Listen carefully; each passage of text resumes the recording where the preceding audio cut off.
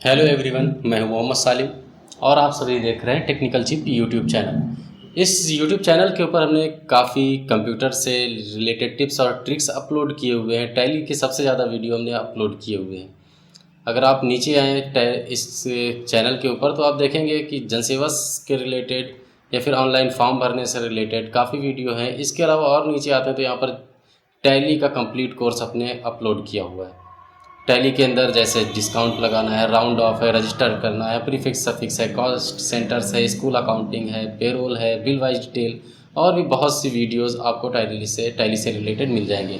आज का जो हमारा वीडियो है वो एक्सेल से रिलेटेड है कि अगर हम टैली नहीं चलाना चाहते हैं, अगर हम केवल एक्सेल के अंदर कोई बिल बनाना चाहते हैं, एक्सेल के अंदर अगर हम कुछ चाहते हैं कि सेल करें तो उसका हम बिल बना के दे दें, ऑटोमेटिक बिल बने। वो ऑटोमेटिक मतलब एक प्रोडक्ट डालिए, एक बार केवल आप बिल बना लीजिए, फिर प्रोडक्ट आप चेंज करते जाइए, ऑटोमेटिक सारी चीज़ें आती चली जाएँ, उसके ऊपर रेट आ जाए, टैक्स भी ऑटोमेटिक लग जाए। तो ये सारी चीज़ें कैसे होंगी। तो आज का टॉपिक स्टार्ट करने से पहले एक रिक्वेस्ट करेंगे कि अगर आप लोगों ने अभी तक हमारा चैनल सब्सक्राइब नहीं किया हुआ है तो सब्सक्राइब ज़रूर करें, क्योंकि अब रेगुलर एक ना एक वीडियो आपको मिलती रहेगी और वो बहुत ही इंपॉर्टेंट होने वाली है। तो चलिए शुरू करते हैं। आप आते हैं अपने एक्सेल की स्क्रीन के ऊपर।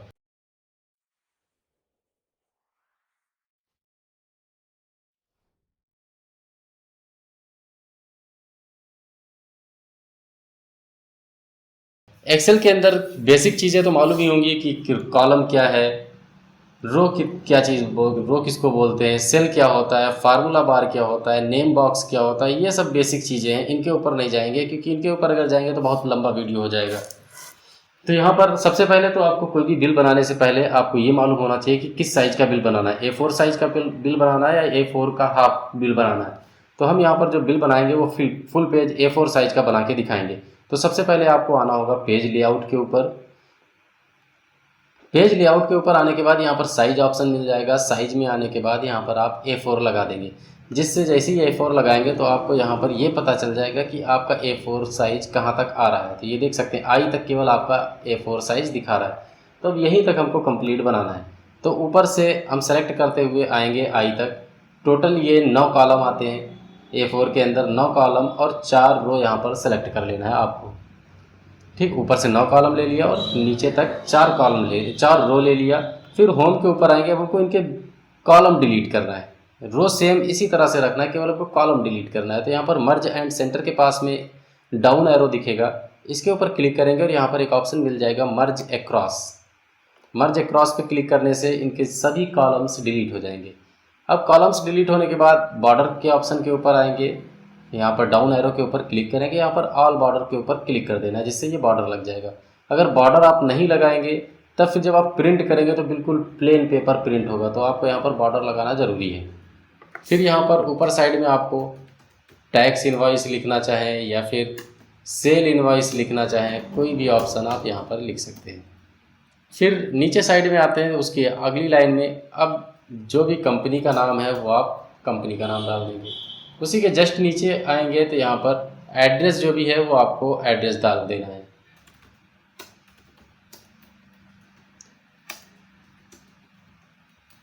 एड्रेस के बाद नीचे आपको फ़ोन नंबर, कंपनी का जो भी फ़ोन नंबर है वो फ़ोन नंबर डालेंगे।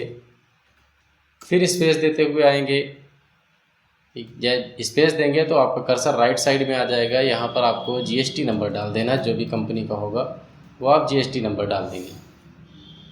अब इसके बाद इसको आपको सेट करना है। सेट करने के लिए चारों लाइनें सेलेक्ट कर लीजिए, सेंटर में ले आइए, इसको बोल्ड करना है, बोल्ड कर दीजिए। अब जो कंपनी का नाम है थोड़ा हमको उसको हेडिंग बनाना है, डार्क करना है। तो केवल आपको जो टेक्निकल चिप लिखा हो, जो कंपनी का नाम लिखा हो, इसके ऊपर क्लिक करेंगे और यहाँ पर ग्रो फॉन्ट के ऊपर या इंक्रीज फॉन्ट साइज के ऊपर क्लिक करते चले जाएंगे। ये आपका साइज इंक्रीज हो जाएगा।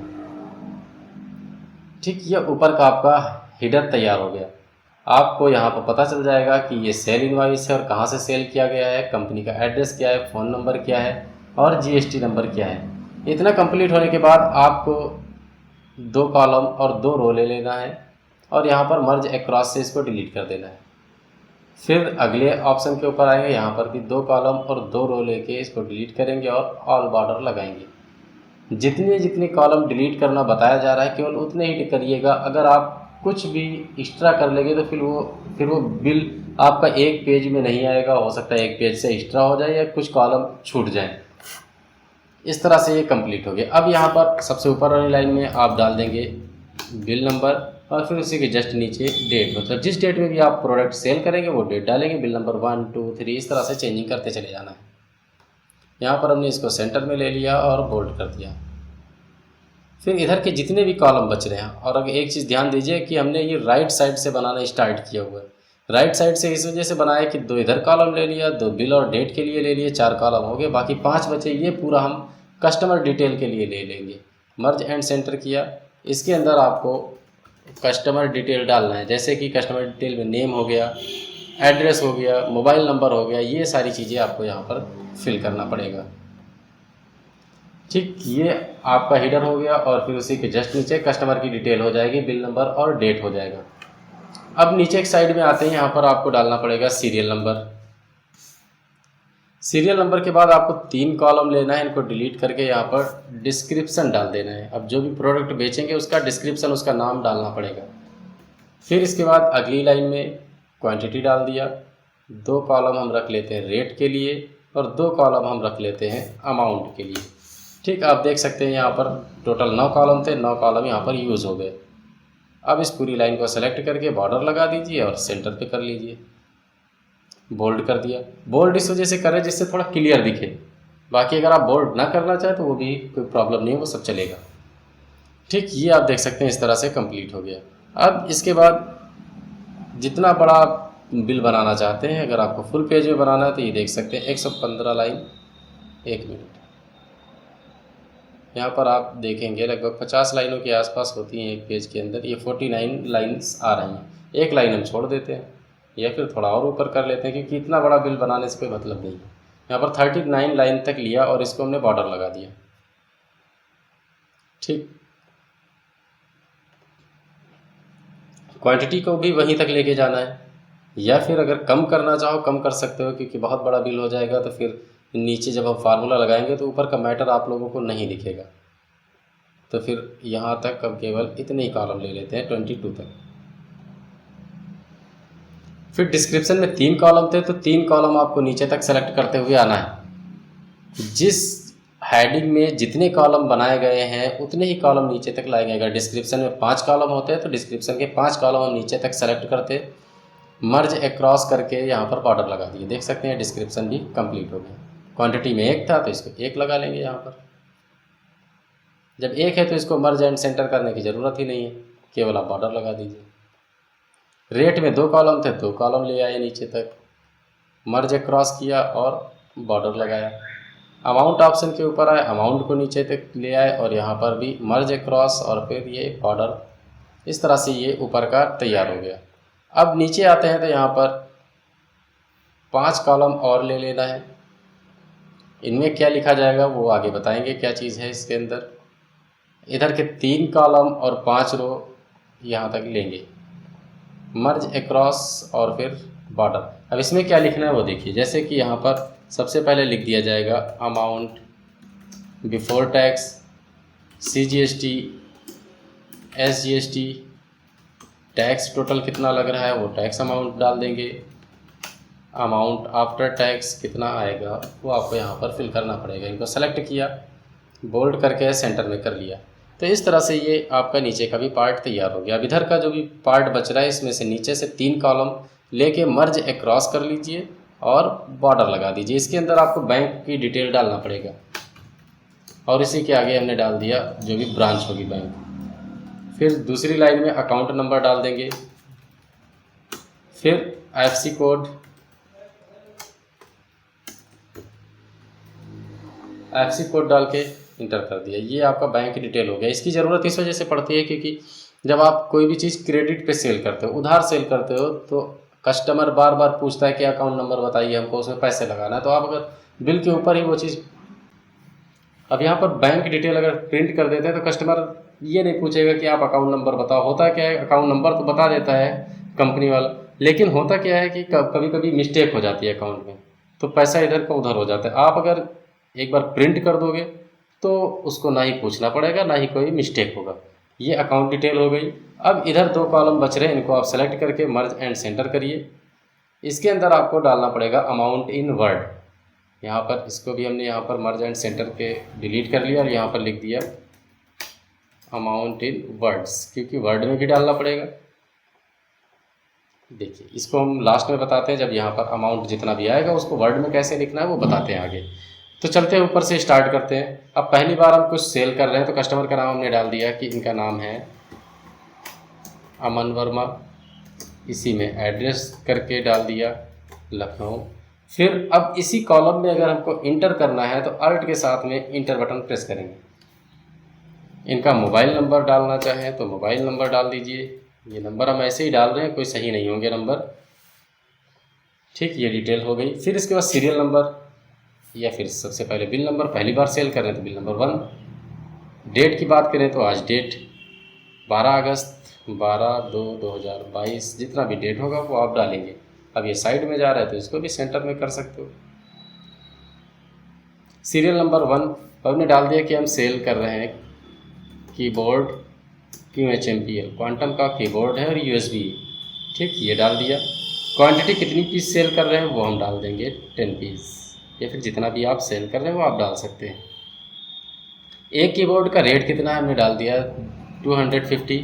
अब अमाउंट का ऑप्शन आता है, अमाउंट कैसे निकालना है तो इक्वल साइन लगाएंगे। फिर यहाँ पर 10 इंटू 250, 10 का गुणा कर देना है 250 से।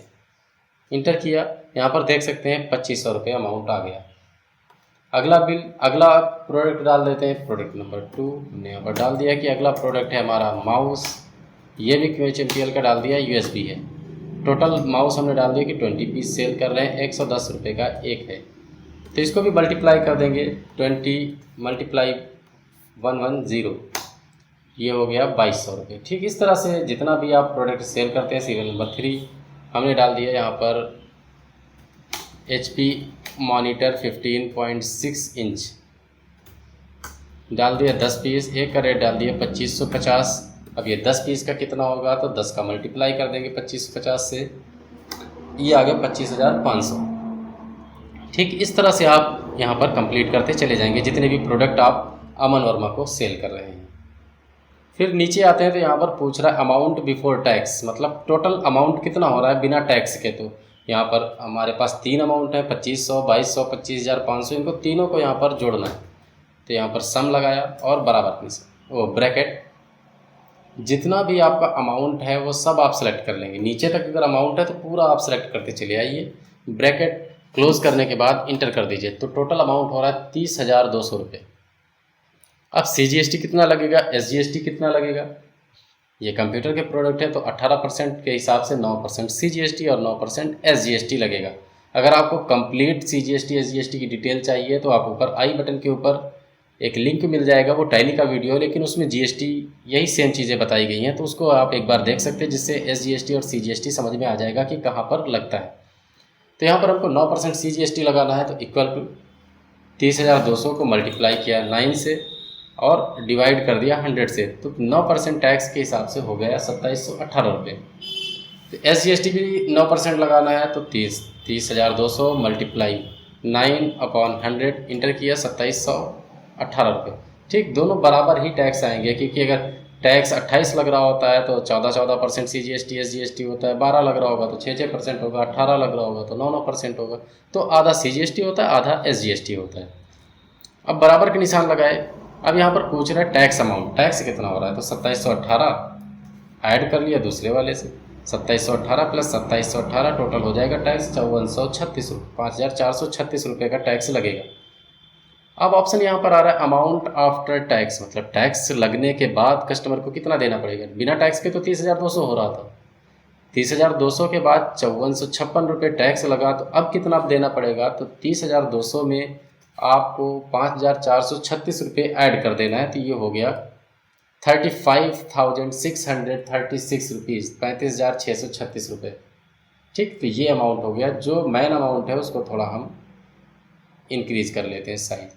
बाकी अमाउंट के बाद में अगर कहीं पर भी बिल में देखें तो .00 लगा होता है, तो इनको अमाउंट्स को सेलेक्ट किया इस ऑप्शन का यूज़ करेंगे। इंक्रीज डेसिमल किया तो यहाँ पर आप देख सकते हैं ये अमाउंट आ गया, अमाउंट के पास में 0। अगर यहाँ पर भी लगाना चाहो तो यहाँ पर भी इंक्रीज़ कर लीजिए, रेट में भी लगाना चाहें तो रेट में भी लगा सकते हैं। ठीक, तो ये आप लगाना चाहें लगा सकते हैं।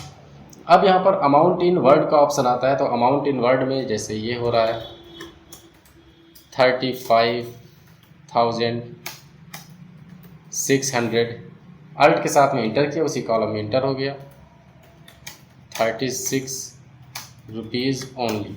ठीक, तो ये देख सकते हैं ये अमाउंट इन वर्ड में हो गया, जितना भी अमाउंट आया उसको वर्ड में यहाँ पर फिल कर दिया है। अब हमने बताया था कि अगर ऑटोमेटिक बनाना चाहें तो बना सकते हैं। ऑटोमेटिक में अगर अभी देखें तो 35,000 आ रहा है। अब कोई दूसरा कस्टमर आता है, जैसे यहाँ पर नाम चेंज कर दिया कि दूसरा कस्टमर है, उसका नाम है रवि वर्मा, एड्रेस ये हो गया, मोबाइल नंबर जो भी होगा मोबाइल नंबर डाल दीजिए। अब बिल नंबर कितना हो जाएगा, 2 हो जाएगा। अब क्या चीज़ परचेज़ कर रहा है वो हमने डाल दिया, वो परचेज़ कर रहा है कीबोर्ड 10 की जगह पर वो 15 पीस परचेज़ कर रहा है, माउस 20 की जगह पर 25 पीस सेल परचेज़ कर रहा है, और मॉनिटर 11 पीस सेल कर रहे हैं उसको। अब कीबोर्ड हो सकता है रेट को चेंज किया हो, हर कस्टमर को अलग अलग रेट में भी सेल कर सकते हैं। हमने डाल दिया 255 रुपये का इनको दिया, 105 रुपये का ये दिया, और 2600 रुपये के हिसाब से मॉनिटर दिया। तो अब नीचे अगर आप अमाउंट देखेंगे तो 35,050, 3154 टैक्स, 3154 टैक्स, 6309 रुपये का टोटल टैक्स हो गया। टोटल अमाउंट आ रहा है 41,359। अब करना क्या है, यहाँ पर केवल 41,359 रुपीज़ ओनली लिख देना है यहाँ पर बस। तो देख सकते हैं ऑटोमेटिक बिल भी जनरेट होना स्टार्ट हो गया। तो इस तरह से आपको ये कंप्लीट कर लेना है। उम्मीद करते हैं कि वीडियो आपको पसंद आया होगा। अगर वीडियो आपको पसंद आया तो आप इस वीडियो को शेयर करिए अपने लोगों के साथ जो भी कंप्यूटर के बारे में सीखना चाहता है, और हमारे चैनल को सब्सक्राइब जरूर करिए। सब्सक्राइब करना ना भूलिए, वीडियो को लाइक ज़रूर कर दीजिएगा।